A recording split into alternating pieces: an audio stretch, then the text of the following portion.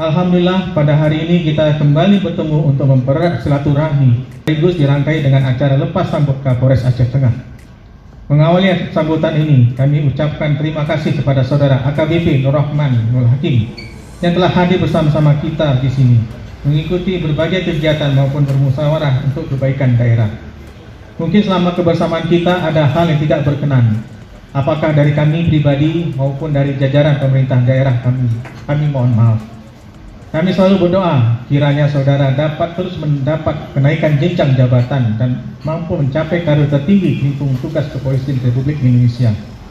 Selanjutnya atas nama pimpinan daerah kami ucapkan selamat datang kepada saudara AKBP Dodi Indra Eka Putra yang akan memimpin Polres Aceh Tengah selama beberapa waktu ke depan.